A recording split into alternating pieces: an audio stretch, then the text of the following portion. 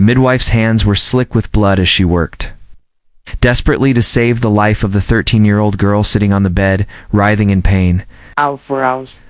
The child, because that's what she was, a child, had been screaming as her underdeveloped body tried to do what it was never meant to do at such a young age. The baby was stuck. The mother was dying. And in that moment, as death hovered over Pembroke Castle in the winter of 1457, everyone in that room knew the truth that history would try to forget. Margaret Beaufort never ought to have been pregnant. In the first place, in 15 minutes, I'll tell you the story that medieval historians have sanitized for centuries, the horrifying reality of what happened when a 12-year-old girl was forced into marriage with a man twice her age who refused to. Wait, this isn't just another tale of medieval marriage customs. Yes. This is the story of how one man's greed permanently destroyed a child's body. How the most powerful people in England sat by and allowed it to happen, and how a traumatized young girl would become the most formidable woman in Tudor England. What you're about to hear comes directly from contemporary accounts, medical records, and the shocking confession made by Margaret's own priest after her death. But here's where it gets even more disturbing. Margaret Beaufort's story wasn't unique. It was part of a pattern so horrific that even by medieval standards, people knew it was wrong. Yet they did it anyway. Picture this: May 31st, 1443. A baby girl is born at Bletsoe Castle in Bedfordshire. Her name is Margaret. And from the moment she draws her first breath, she's not a child. She's a commodity. Her father, John Beaufort, is the Duke of Somerset, one of the most powerful men in England. But within a year of Margaret's birth, something happens that will seal her fate. Her father is found dead under mysterious circumstances. The whispers spread quickly through the castle halls. Suicide. In medieval England, taking your own life wasn't just a sin.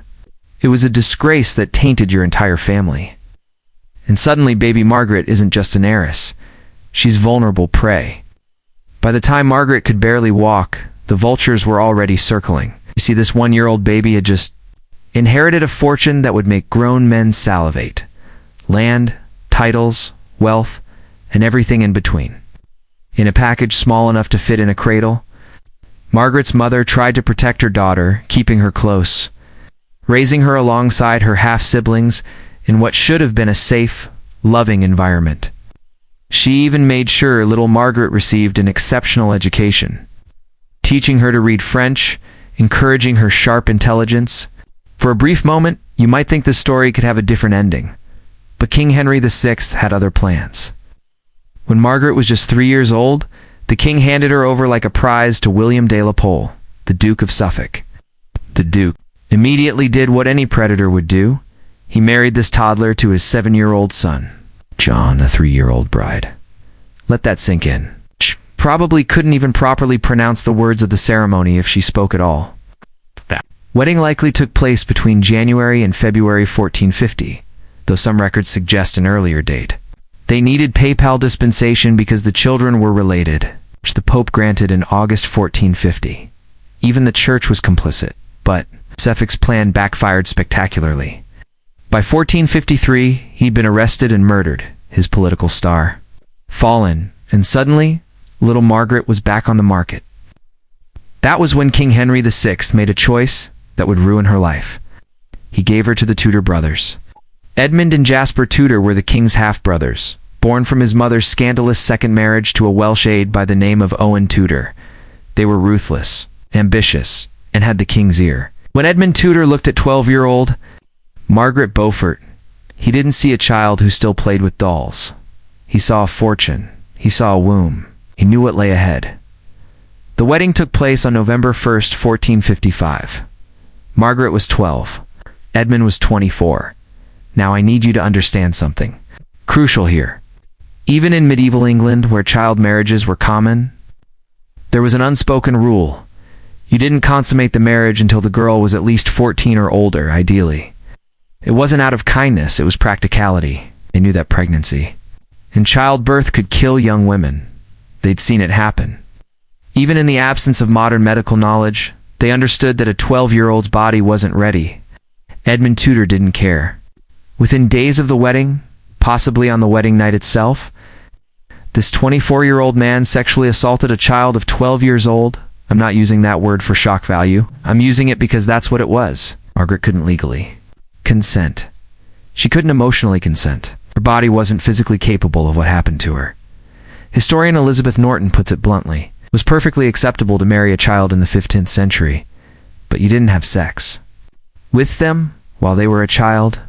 But Edmund had his reasons, and they were as cold as they were calculating. See, in medieval law, if an heiress died without children, her lands went back to her family. But if she died after giving birth, her husband kept everything. Edmund looked at this 12-year-old girl and made a monstrous calculation. The sooner he got her pregnant, the sooner he secured his fortune, even if it killed her.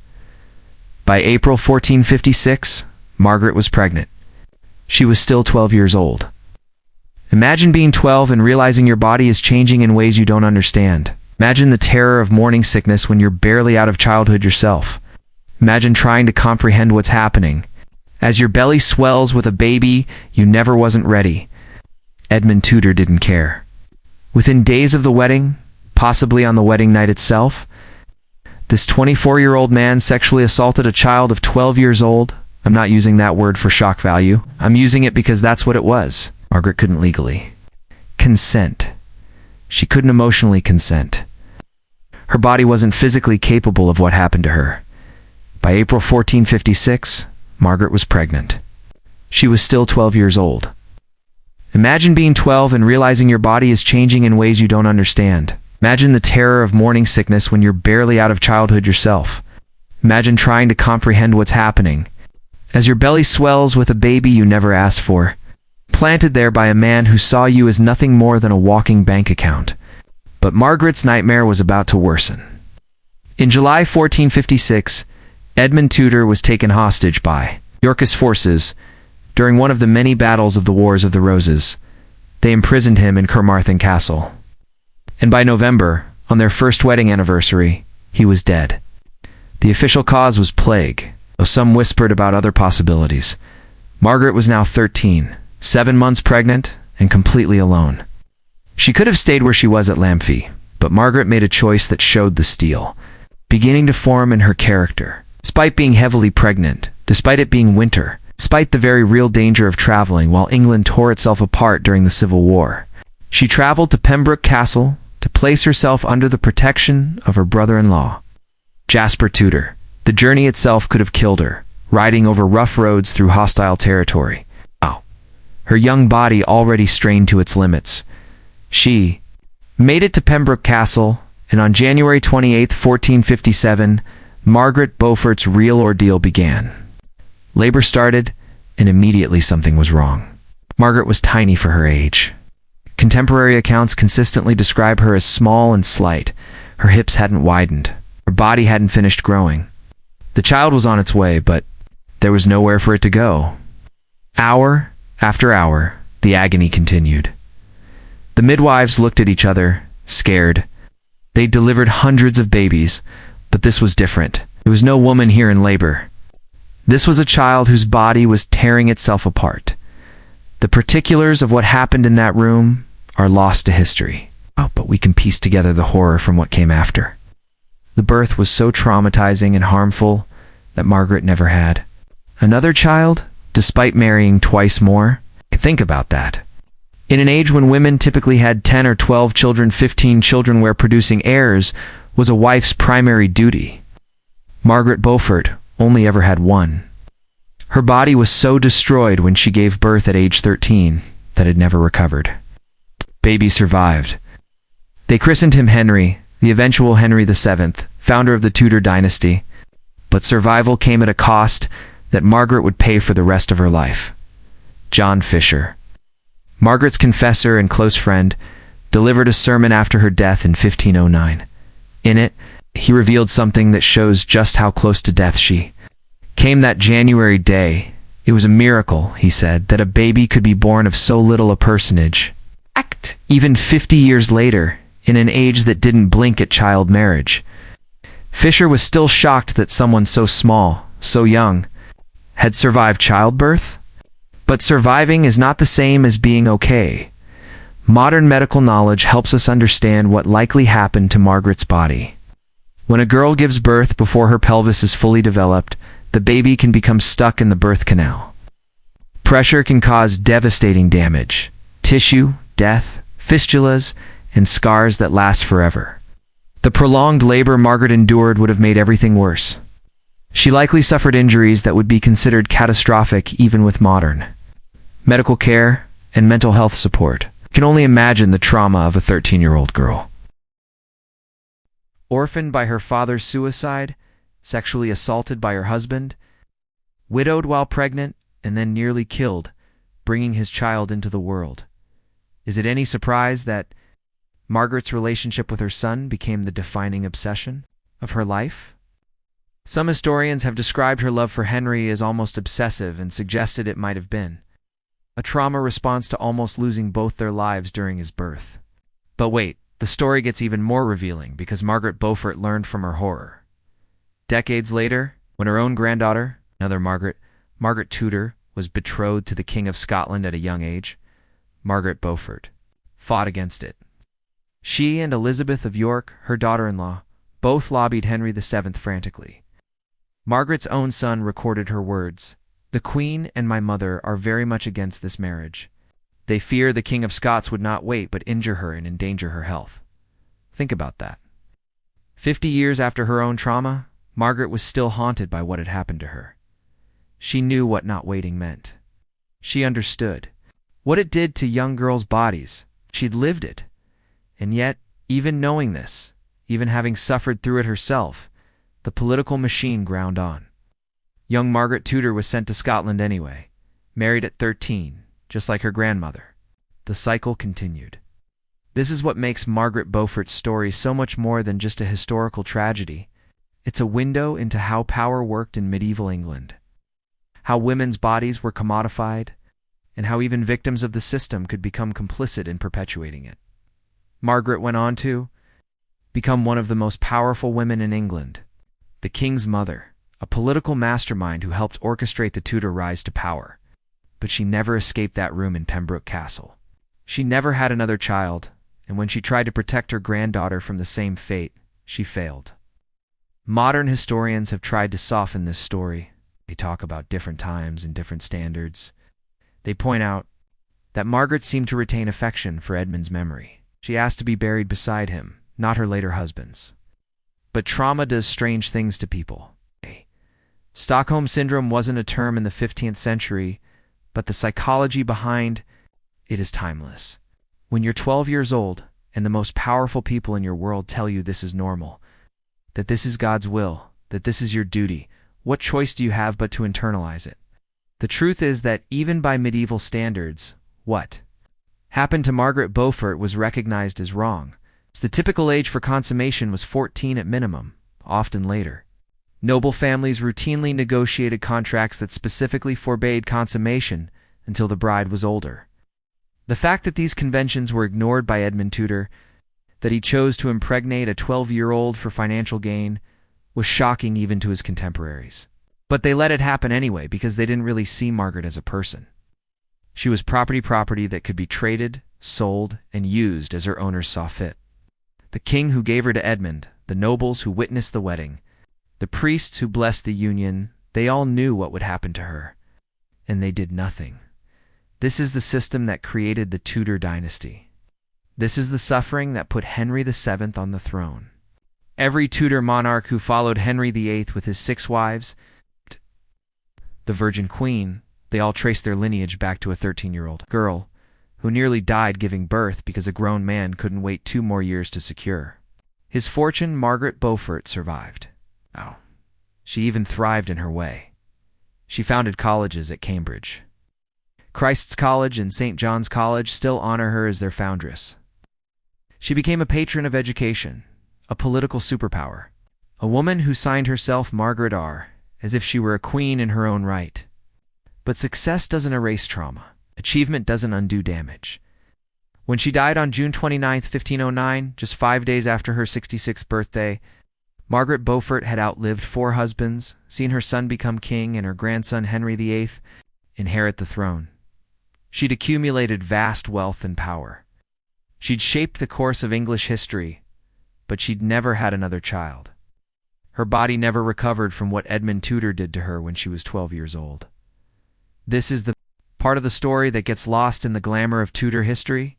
We talk about Henry VIII's wives, about Elizabeth I's golden age, about the Tudor Rose and the break with Rome. We don't talk about the child bride whose suffering made it all possible. We don't talk about how the Tudor dynasty was built. On the broken body of a 13-year-old girl, Margaret's tale is still relevant today. In a world where child marriage still exists, where young girls are still traded like property, where their bodies are still seen as commodities to be exploited, Margaret Beaufort stands as a reminder of what happens when we fail to protect children. She survived. Yes, she even conquered. But at what cost? The midwife who delivered Henry Tudor that day in Pembroke Castle probably went home thinking she'd witnessed a miracle. And in a way she had. It was a miracle that Margaret survived. It was a miracle that Henry survived. But it was a preventable miracle, one that should never have been necessary if the adults in Margaret's life had done their job and protected her. Instead, they sacrificed her childhood, her body, her future children on the altar of political ambition. She deserves to have her story told in full. Not just the powerful woman she became, but the child who was broken. Because until we acknowledge the real cost of power, until we confront the human suffering behind the grand narratives of history, we're doomed to repeat the same cruelties. Margaret couldn't save her granddaughter. She couldn't undo what was done to her. But perhaps by telling her story honestly, by refusing to look away from its terribleness, we can at least honor her memory, the real Margaret Beaufort, the child who survived the unsurvivable, the girl who built a dynasty on the ruins of her own body. She was 12 years old. He was 24. It was wrong then, it's wrong now. And all the Tudor roses in the world can't make it right. Every time you see a portrait of Henry VIII, remember that he existed because a 12-year-old girl was sexually assaulted. Every time you read about Elizabeth I, remember that her dynasty was founded on child abuse. Every time someone romanticizes Tudor England, remember Margaret Beaufort, 13 years old, screaming in agony as her child's body tried to give birth to the future. That's the price of power. That's the price of dynasty. That's the truth behind the Tudor Rose. It bloomed in blood, watered with the tears of a child who should have been playing with dolls, not delivering kings. Margaret Beaufort died believing it was God's will. She died having internalized the violence done to her as divine providence. She died never knowing that she deserved better, that she had always deserved better. That every little girl deserves better than to be sacrificed for someone else's ambition. But we know better now. We know that 12-year-olds can't consent. We know that child marriage is abuse. We know that what Edmund Tudor did was wrong, no matter what century it occurred in. And we know that Margaret Beaufort was more than just the mother of the Tudor dynasty. She was a child, a victim of sexual abuse, a survivor who endured it all while trying to protect others from her fate. She couldn't save her granddaughter. She couldn't save the countless other girls who suffered as she did. But maybe by remembering her story, by telling it truly, can protect the girls who come after. Maybe that can be Margaret Beaufort's real legacy, not colleges or dynasties or political power, but the truth of what happens when we fail to protect our children. She was 12 years old. Never forget that. In all the glory of Tudor history, in all the pageantry and power, never forget that it started with a 12-year-old girl who nearly died because the adults who should have protected her chose profit over her life instead. That's the horror at the heart of the Tudor Rose. That's the blood that stained the throne. It's the price Margaret Beaufort paid for a dynasty she never asked to create. She was 12 years old, and that should have been enough to save her.